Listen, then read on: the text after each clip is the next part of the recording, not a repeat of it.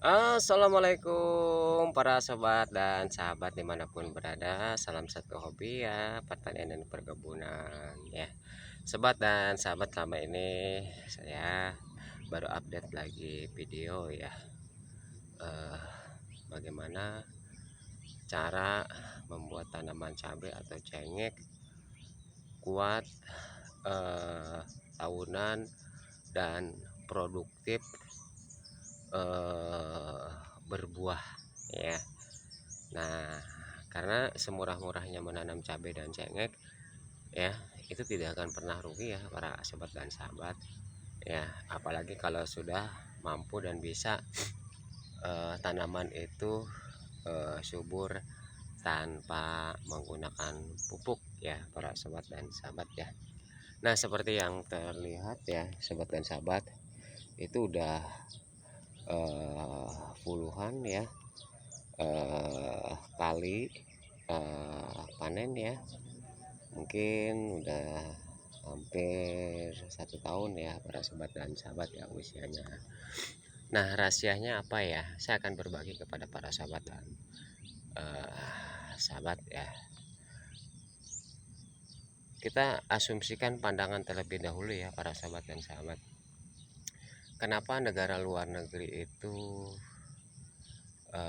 hasil perkebunannya itu subur dan luar biasa ya, bahkan bisa ekspor ke negara kita Indonesia. Nah, semestinya kita itu harus banyak belajar dari mereka ya, karena banyak tenaga kerja dari Indonesia yang magang ke sana. Ternyata kan tidak hanya di industri saja ya, yang ada yang di perkebunan, ada yang di perusahaan atau industri. Nah, terutama saudara-saudara kita itu yang di perkebunan itu sering membuat YouTube atau membagikan video terhadap kita ya. Ternyata kata kuncinya itu adalah mengolah lahan atau tanah ya. Nah, mungkin para sobat dan sahabat itu biasanya menanam itu karena berasumsi itu pada penguatan pupuk sintetis, sehingga mengolah lahannya asal-asalan ya. Nah, saya kasih tahu dan caranya ya, bagaimana membuat tanah itu menjadi subur tanpa pemupukan. Nah, ya, jadi menggarap lahan tuh begini sobat ya, seperti yang akan saya tunjukkan ya kepada para sobat dan sahabat ya, yang baru menemukan dengan channel YouTube-nya saya, silakan ya, apabila videonya bermanfaat, subscribe, share, dan bagikan. Nah ya, pertama tanah kita itu nggak apa-apa kering ya, kita gemburkan dulu seperti ini ya. Nah, ini kan tanah kering ya para sobat dan sahabat ya, tuh seperti ini ya. Nah, setelah si tanah itu sekitar ya 20 sentian dicacah lembut, kering ya, sehingga terpapar terik matahari, sehingga untuk mematikan mikroorganisme jahat ya, dan nantinya akan menumbuhkan apabila dicampur dengan VOC atau pupuk organik cair ya, yang sudah banyak saya buat, itu akan mempertumbuh cepat kerajaan mikroorganisme yang menyuburkan tanah ya. Intinya mikroorganisme itu saya gunakan itu untuk memerangkan mikroorganisme jahat ya, itu menjadi mati, dan yang tumbuh adalah mikroorganisme yang baik yang bisa mengembangkan dan mengolah lahan tanah tersebut ya. Nah, itu intinya para sobat dan sahabat ya. Jadi jangan salah mengartikan kok bisa subur ya tanpa pemupukan ya. Nah, tapi kita menyiasati gitu kan ya, bagaimana caranya efisiensi pengeluaran biaya pupuk yang begitu mahal ya, tapi kita tetap bisa bertanam kemudian subur dan kita bisa panen ya. Maka kita harus pelajari dulu dari unsur kimia yang ada di alam ini. Karena unsur kimia yang ada di alam ini itu kurang lebih dari 128 unsur kimia ya. Kalau nggak percaya para sobat dan sahabat bisa lihat di tabel kimia atau tabel unsur. Karena pada dasarnya tanaman bisa subur itu ya seperti kita mengasumsi masukan makanan yang menjadikan sehat kepada kita ya.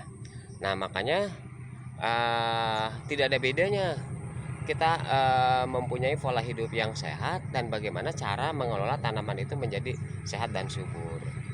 Nah setelah tanah ini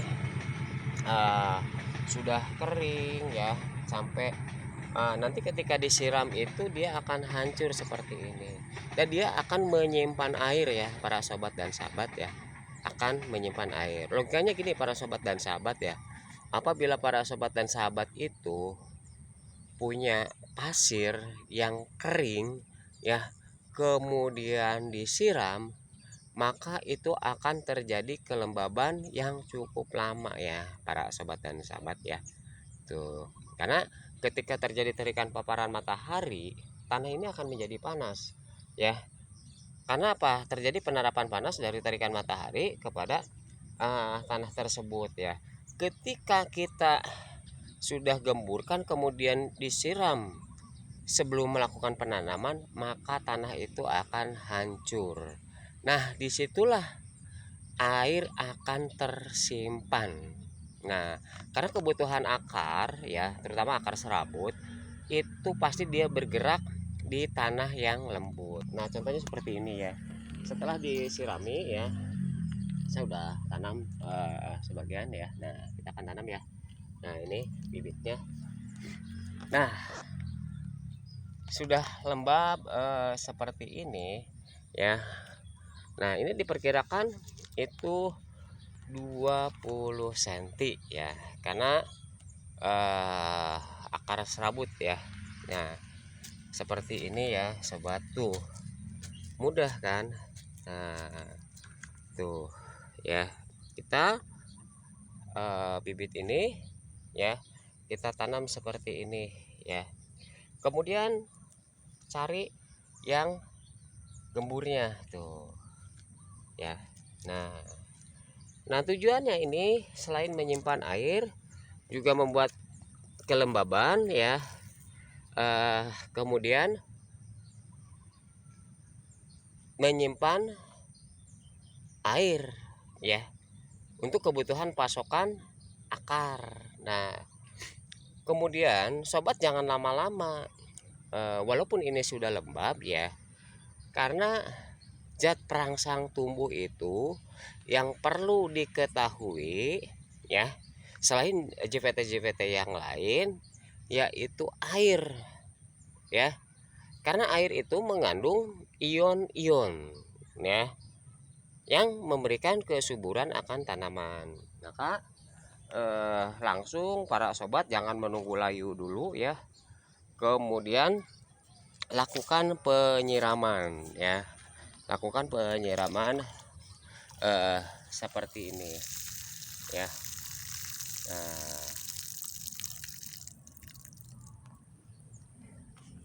Nah sobat bisa analisa ketika pagi hari sobat menyiram ya, kemudian itu tidak bermasalah karena masih udaranya suhunya dingin, kemudian masih ada embun. Tapi ketika berjalannya waktu sobat menyiram itu di sekitar 9.30 atau setengah 10 ya. Nah ketika disiram ya, karena sudah terjadi paparan sinar matahari kepada tanah, itu akan menyerap dan berasap seperti fata morgana. Makanya kenapa tanaman kita nggak subur, jadi harus melakukan intensitas penyiraman yang tepat. Karena kebutuhan untuk bertahan hidup tanaman itu ya, kalau udara pagi, terik sinar matahari pagi dari mulai muncul itu sampai jam 10-11 itu bagus para sobat dan sahabat ya. karena tidak terlalu panas. Kemudian dia memiliki sudut pancar ya, sekitar dari mulai 10 derajat, kemudian 20 derajat sampai 30 sampai 45 derajat. Tapi ketika menjelang akhir duha dia berdiri tegak, maka itulah panas yang sangat kuat dan tidak baik terhadap tanaman. Maka penyiraman itu dilakukan ya, itu dilakukan di pagi hari 7 8 sampai matahari terasa kepada tubuh kita sudah terasa panas ya.